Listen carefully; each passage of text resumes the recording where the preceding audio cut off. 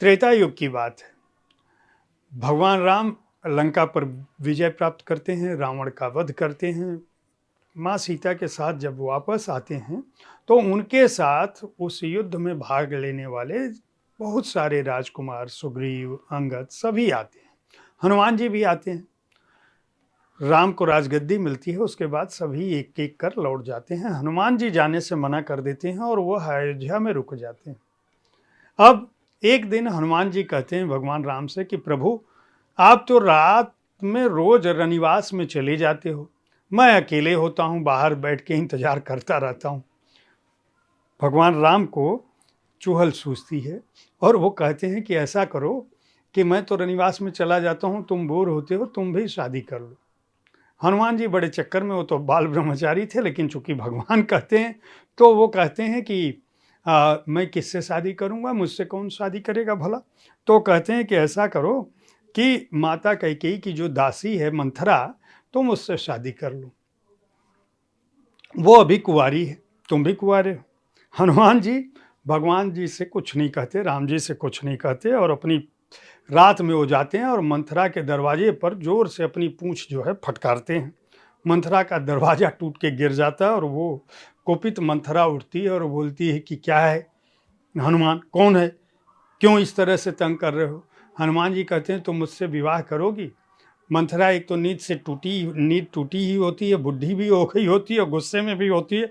वो कहती है कि तुम्हारा दिमाग खराब है, मैं इतनी बड़ी राजमाता कैकेयी की दासी, जिसने राम को 14 वर्ष वनवास दे दिया, और तू जो है राम का दास, और तेरी इतनी हिम्मत कि तेरे जैसे बंदर से मैं शादी करूंगी। कह के वो भगा देती हैं। तो हनुमान जी कहते हैं कि मैं जा रहा हूं, लेकिन अगर राम जी बुलाएं, राजा राम, तो तुम जो है यही कह देना कि मैं इससे शादी नहीं करूंगी। दूसरे दिन हनुमान जी जब पहुंचते हैं दरबार में तो राम जी पूछते हैं कि क्या हुआ, मंथरा से तुमने पूछा वो शादी करने के लिए तैयार है कि नहीं। तो हनुमान जी कहते हैं हुजूर, आप जो है मंथरा को ही बुलाकर पूछ लीजिए। मंथरा जब आती है तो कहती है स्वामी, वैसे तो आप जैसा कहोगे वह होगा, परंतु अब इस उम्र में ब्याह मुझे शोभा नहीं देता, मुझसे ये झमेला नहीं होगा, मुझे क्षमा करिए। रामचंद्र जी मुस्कुराकर स्वीकृति दे देते हैं और हनुमान जी बाल ब्रह्मचारी के रूप में सदैव राम जी के चरणों में सेवा करते रहते हैं। अब ये कथा जो है बुढ़वा मंगल से जुड़ी है। कैसे जुड़ी है, क्यों जुड़ी है, और इस कथा को मैं यहाँ क्यों सुना रहा हूँ, इसको मैं अभी बताऊंगा। मैं हूं जयप्रकाश पांडे, आप देख रहे हैं साहित्य तक के बुक कैफे का एक दिन एक किताब। और आज जिस पुस्तक के साथ मैं उपस्थित हूं उसका नाम है अवध के प्रमुख व्रत, पर्व, त्योहार एवं रीति रिवाज। डॉक्टर विद्या बिंदु सिंह इसके रचनाकार हैं। भारत लोक पर्व का देश, कथा कहानियों का देश है, संस्कृति का देश है, त्योहार का देश है, उत्सव का देश है, व्रत का देश। हमारे यहाँ जो व्रत, पर्व, त्योहार, रीति रिवाज हैं, सबकी एक प्रासंगिकता है और सबके पीछे एक कहानी है। हर माह में कोई ऐसा दिन नहीं है, शायद ही कोई ऐसा दिन हो जब कोई त्योहार हमारे यहाँ न पड़ता हो, कोई उत्सव न पड़ता हो जिससे कोई परंपरा न जुड़ी हुई हो। इस पुस्तक में विद्या बिंदु सिंह जो पद्मश्री से सम्मानित रचनाकार हैं और जिनकी 96 से अधिक पुस्तकें प्रकाशित हो चुकी हैं, उन्होंने भारत के प्रमुख पर्व त्योहारों को, रीति रिवाजों को महीने के हिसाब से रखा है। यानी चैत्र महीने में कौन से त्योहार, मुख्य व्रत त्योहार पड़ते हैं, इसमें वो होली, खलमास, झूलेलाल जयंती, शीतला सप्तमी, पाप मोचनी एकादशी की कथा, रामनवमी की कथा, हनुमान जयंती, महावीर जयंती की कथा कहती हैं। बैसाख महीने, ज्येष्ठ महीने, आषाढ़, श्रावण, भादो, आश्विन, कार्तिक, अगहन, पूस, माघ, फागुन, सभी से जुड़ी कथा और सभी से जुड़े व्रत, सभी से जुड़े उपवास और सभी जो लोक पर्व हैं जिनका व्रत पूजन है उनकी बात करती हैं। ये दरअसल, और सभी व्रत त्योहार क्यों मनाए जाते हैं, उनके पीछे क्या सोच है, किस तरह से मनाए जाते हैं, एक उदाहरण मैंने इस कार्यक्रम के शुरू में दिया। एक और दूसरा उदाहरण देता हूँ। छोटी छोटी कहानियां हैं। जैसे एक काम महोत्सव मनाया जाता है चैत्र शुक्ल चतुर्दशी की रात में। अब यहाँ पे कामदेव और रति, जो कामदेव की पत्नी है, उनकी प्रतिमा की को स्थापित किया जाता है, उनका श्रृंगार किया जाता है, उनकी पूजा की जाती है। उसकी वजह क्या है? दरअसल बसंत में काम का सबसे बड़ा जोर होता है। बसंत में एक कथा यह है कि नारद मुनि जो है जब पूरे संसार पर विजय पा चुके थे, लेकिन काम ने त्रेता युग में नारद मुनि को जिस तरह से तंग किया था, आप वो कथा जानते होंगे कि हनुमान जी को किस तरह से मोहिनी रूप धारण करने के बाद काम ने भगवान के कहने पर नारद जी को मोहित कर दिया था।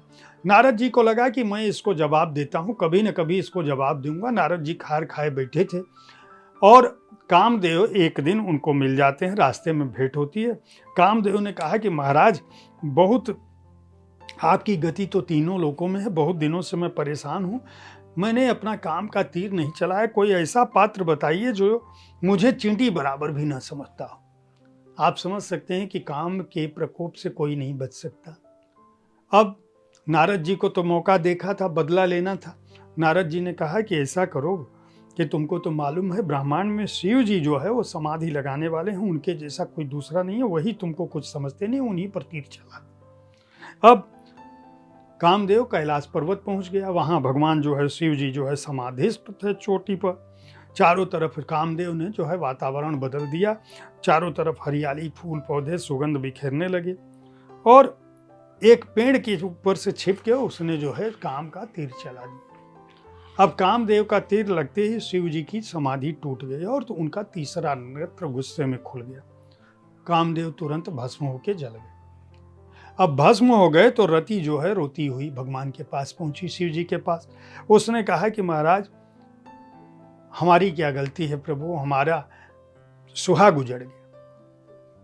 शिव जी कहते हैं, जा, तेरा पति द्वापर में तुझे मिलेगा, अब से उसका नाम अनंग होगा और वह आंखों की पलकों पर निवास करेगा। आप देखते हैं कि कोई भी लड़की किसी को तीखी नजरों से देखती है तो काम का बाण चल जाता है। प्रेम का जो पहला भाव एक दूसरे के बीच जाता है वह नजरों से जाता है, यानी पलकों पे काम किस तरह से निवास करते हैं। और उनको कहते हैं कि तुम्हें जो है द्वापर युग में द्वारकापुरी में कामदेव मिलेंगे। वहां पे प्रद्युम्न के रूप में इनका जन्म होता है रुक्मिणी के साथ। जब वो छोटे रहते हैं एक राक्षस समुद्र फेंक देता है, एक मछली खा लेती है। बाद में कृष्ण जी की रसोई में रति जब पहुंचती है तो वो मछली आती है और उसका पेट चीरा जाता है, तो उसके अंदर से प्रद्युम्न जो है सामने आते हैं। रति जो है उस बच्चे को ले जाती है और शिव जी के मिले साप से ये दोनों बाद में मुक्त हो जाते हैं। ये इसी तरह की हमारी लोक कथाओं का कोई तार्किक आधार हो या ना हो, लेकिन उनके पीछे, हर लोक कथा के पीछे, हर व्रत के पीछे, हर त्योहार के पीछे आस्था का, संदेश का, सीख का वह उद्देश्य छुपा है जो इस पुस्तक के हर पन्ने में दिखाई देगा। अगर आप भारत के अवध के बहाने, मैं कहूँगा कि अवध के बहाने समूचे भारत के प्रमुख पर्व, व्रत, त्योहार और रीति रिवाज को समझना चाहते हैं, जिससे सनातन का लोक, सनातन की संस्कृति और सनातन का जो जीवन उल्लास है वह प्रस्फुटित होता है, दिखाई पड़ता है, तो इस पुस्तक को खरीद कर पढ़ सकते हैं। एक जो विद्याबिंदु सिंह जी की जो अपनी अभिरुचि है वह तो इस पुस्तक में दिखाई ही देती है। धर्म और संस्कृति के बारे में, आपके लोक के बारे में भी यह पुस्तक अद्भुत जानकारी देती है। इस पुस्तक के प्रकाशक हैं लोक भारती प्रकाशन पेपरवैक्स, जो राजकमल प्रकाशन समूह के सहयोगी उपक्रम हैं। पुस्तक का मूल्य 399 रुपये है और इसकी पृष्ठ संख्या है 272। उम्मीद है साहित्य तक का यह एपिसोड आपको पसंद आया होगा। इस कार्यक्रम में आप किस तरह की पुस्तकों की चर्चा चाहते हैं उसके बारे में अपनी राय से हमें अवश्य अवगत कराते रहें। हमारी कोशिश होती है कि विविध विधाओं की पुस्तकों के साथ मैं आपके पास हर दिन पहुंचूं, ताकि आप उस पुस्तक का चुनाव कर सकें जिसे आप पढ़ना चाहते हैं। कल ठीक इसी समय ऐसी ही किसी कृति से फिर मिलूंगा। देखते रहिए साहित्य तक। धन्यवाद।